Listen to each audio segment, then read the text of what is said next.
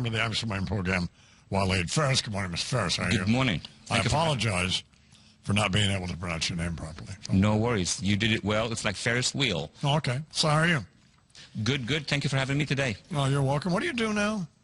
Now, I'm a senior fellow at the Foundation for Defense of Democracies in Washington, D.C., and I'm an author. And that's my latest book that you have in your hands. And then you're a terrorism expert for Fox? Oh, absolutely. I'm an analyst, terrorism analyst for Fox News, and I do advise members of Congress on terrorism as well, including members of the European Parliament as well. So what would they, somebody gives you a call, say, some congressman, or what would they ask you? What's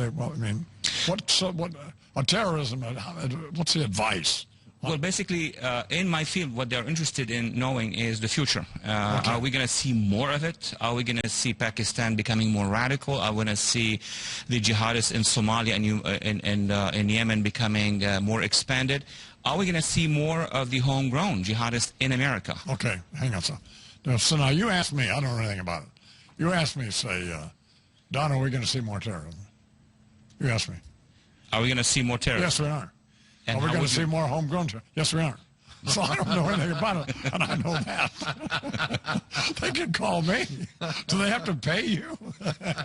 Not the government, not the government. No, but you know what I'm saying. Yes, of course. I mean, I realize there are more complicated questions about terrorism, but whenever we talk about the Middle East, as long as I've been doing this, we've been talking about. I remember when Kissinger was shuttle diplomacy. Remember all that? Oh, of course. Going back and forth. And sure. Israel and Palestine and various other countries. And it's been going on forever. And I don't see. My question for you is: do you ever see any end to peace in the Middle? Do you ever see? Is there a light at the end of the tunnel for peace in the Middle East?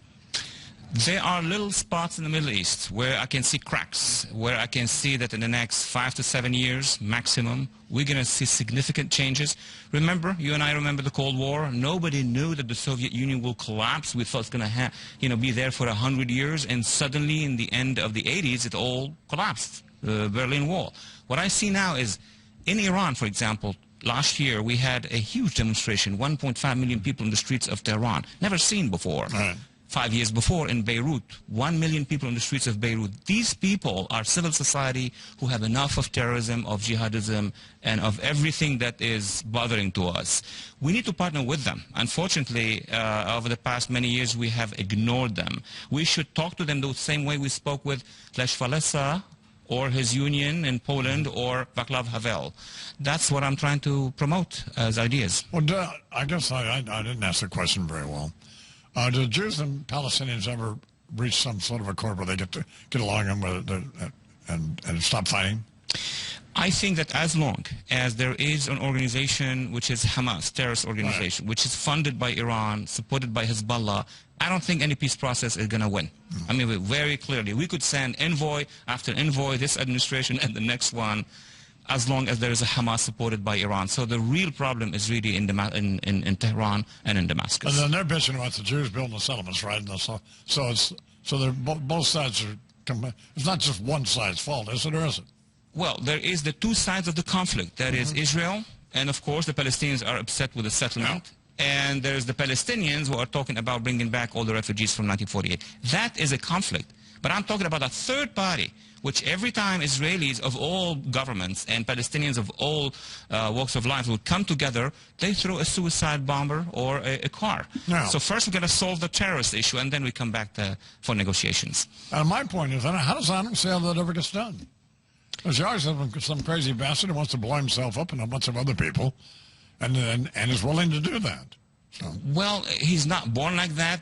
You have influences by the teacher at school, by the radical preachers in mosques, and you have a whole political culture which is built in the mind of that young man. Well, that's a generation or two to get that solved. Well, we are now 3 generations. I mean, take, for example, 9/11 till now. We're 10 years. The young kids in Afghanistan, which is the same case. Yes. They were 10 when we got in. Now they are 19 and 20.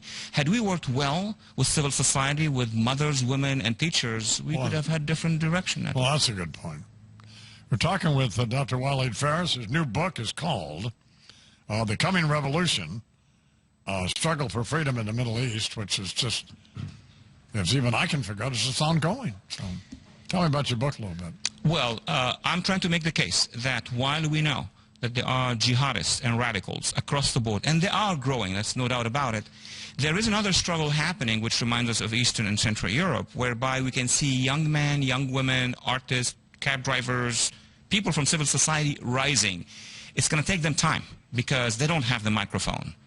They don't have Al Jazeera. They don't have Al Manar. They have nothing except walking on the streets. And I'm urging Congress and the European Parliament to partner with these weak segments of society because they will win eventually in the future. Well, because my next question was going to be, wasn't there a poll that you told me about?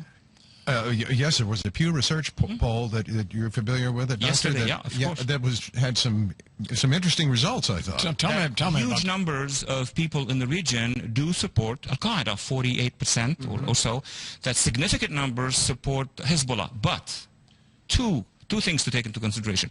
If you are in the Middle East... Well, didn't the majority of people in these various countries support democracy? A majority of them. Well, a majority of people, when they are asked in freedom, that was my next point. Right. If you receive a phone call, you are in Damascus or in Cairo or in Tehran, and this is the Pew poll, you know, what are you going to say? You prefer not to say anything. To me, those who do not respond are the most important people in this equation. So the audience for this book is who? It's the American public first and foremost, and most specifically, of course, everybody who's interested in the region in the Middle East. It's also the international community. So what can people do? I mean, what can Charles and I do, or me? Or well, talk about the book, Hannity, number one. Oh, yes, Sean, of course.